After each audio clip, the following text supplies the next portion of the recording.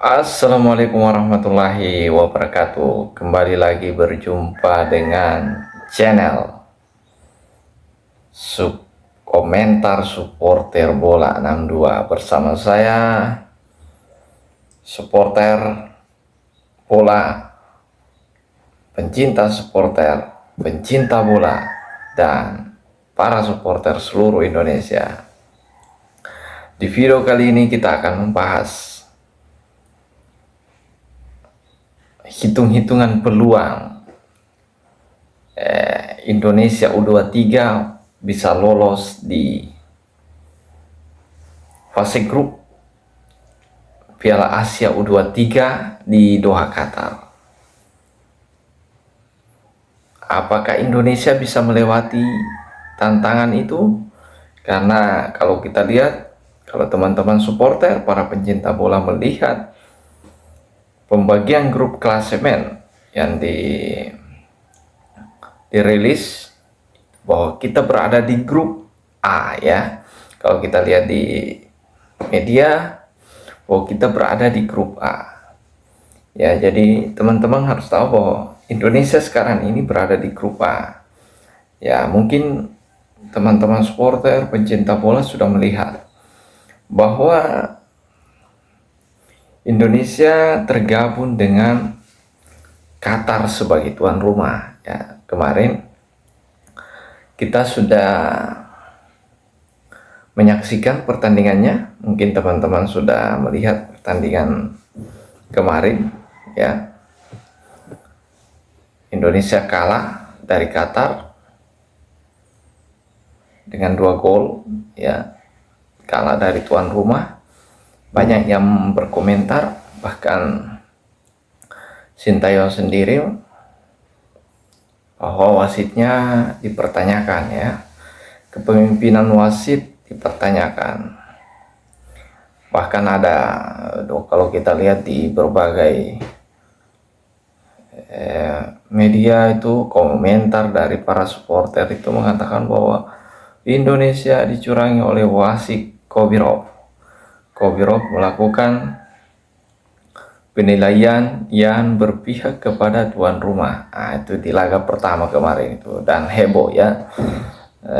Video terkait dengan kartu merah dari pemain naturalisasi kita itu, ya, terlihat bahwa Kobirov seolah-olah berusaha menghindar atau tidak mau mengecek VAR. Ya, kalau memang kita lihat videonya, ya, memang ada sedikit kejanggalan, ya, karena pemain naturalis kita itu melompat, bukan sengaja untuk menyentuh. Itu pun menyentuhnya hanya sedikit, ya. Kalau itu pun menyentuh, tapi itu masih 50-50. Dan yang dipertanyakan adalah kepemimpinan wasit Kobirov pada saat itu. Dia tidak berusaha mengecek VAR untuk memastikan apakah itu pelanggaran. Itu yang pertama, ya. Itu kemarin kita lihat, ya, namanya juga tuan rumah, ya, pasti ada spesialnya sedikit. Itu. Kemudian yang kedua, kita satu grup dengan Australia. Australia ini kalau kita lihat, ini tim senior mereka ini langganan Piala Dunia, ya. Secara tidak langsung pembinaan sepak bola mereka pasti lebih baik, pasti lebih oke dibandingkan dengan Indonesia. Ini, ya, tim yang setidaknya diwaspadai oleh Indonesia. Meskipun tadi malam, kalau teman-teman supporter bola atau pencinta bola melihat pertandingan tadi malam, ya, kita patut berbangga bahwa Indonesia berhasil memenangkan pertandingan dan tanpa kebobolan. Ini luar biasa sekali. Meskipun kita sempat terkena penalti, tapi alhamdulillah kita bisa. Hernando Ari berhasil menggagalkan itu dan membangkitkan semangat tim Garuda Muda, yaitu umur 23 tahun. Tuh. Kemudian yang ketiga, kita satu grup dengan Yordania. Ini menarik. Ini kalau boleh dikatakan, saya selaku supporter bola boleh mengatakan kalau ini adalah grup neraka ya. Orang bilang istilahnya grup neraka, grup yang paling sulit. Salah satu grup yang tersulit. Karena kenapa? Kalau kita melihat Piala Asia kemarin, ya, yang baru-baru senior, Yordania ini berhasil memberikan kejutan di tim senior mereka untuk pertama kalinya lolos ke final, ya, menghadapi Qatar. Makanya saya bilang ini grup neraka. Ini artinya grup yang rumit ya bagi Indonesia. Kita satu grup dengan yang ini. Kemudian kalau kita melihat, kalau kita mau hitung-hitungan, coba kita perhatikan di grup B ya. Saya sambil melihat referensi. Sekali lagi saya ingin katakan, saya memang channel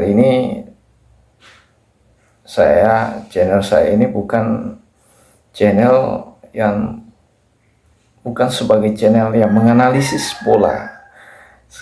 Istilahnya kayak channel-channel besar, Punroban dan segala macam bola Bumbinder itu kan menganalisis, tapi saya mengomentari dari sudut pandang supporter bola.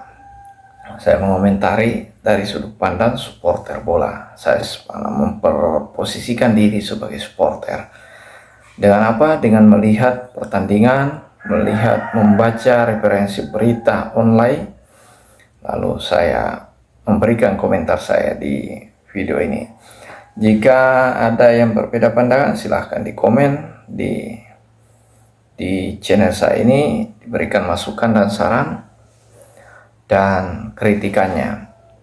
Jadi kita lanjut kalau kita lihat grup B ya, kita perhatikan grup B ya, mungkin teman-teman bisa melihat grup B ya. Grup B itu ya, sekali lagi saya terlihat santai, ini bukan ini ya, ini saya hanya sebagai supporter.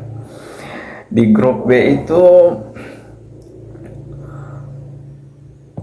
teman-teman supporter dan para pencinta bola, kita bisa melihat di grup B itu, kalau saya lihat di online, di media ini, Indonesia berada di grup B itu ada Jepang ya. Kita tahu itu salah satu raja sepak bola Asia ya. Tidak diragukan lagi kemampuan sepak bola mereka. Kemudian ada Korea Selatan ya, Republik Korea Selatan ini salah satu ya, mungkin semua negara-negara Asia sudah tahu kemampuan mereka itu sangat luar biasa, atau teman-teman supporter sudah tahu. Kemudian Uni Emirat Arab, kemudian ada Cina ya. Ini ada di grup B ada 4 ya.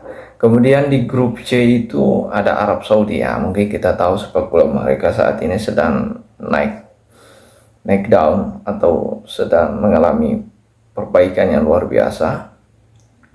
Kemudian Irak, Thailand, Tajikistan ya. Jadi di grup C ini ada Arab Saudi ya, ada Arab Saudi, Irak, Thailand dan Tajikistan. Kemudian di grup D ada Uzbekistan, Vietnam, Kuwait dan Malaysia. Jadi kalau teman-teman supporter atau pencinta bola, kalau kita melihat dari grup ini, lalu kita menganalisis kira-kira peluang Indonesia untuk lolos ke babak 8 besar. Ini otomatis beda dengan formatnya yang Piala Asia senior kemarin ya.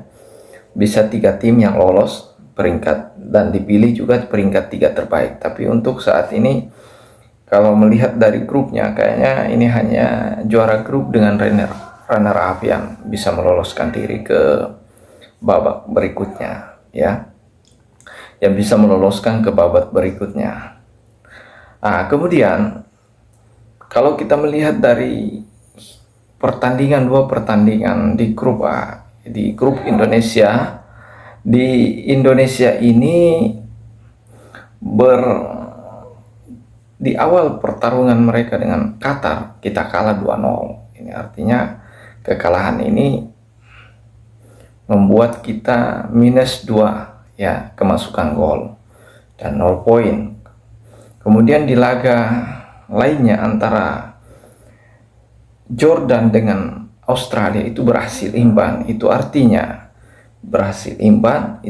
berarti Australia punya 1 poin dan Yordania punya 1 poin. Ya, itu pertandingan pertama.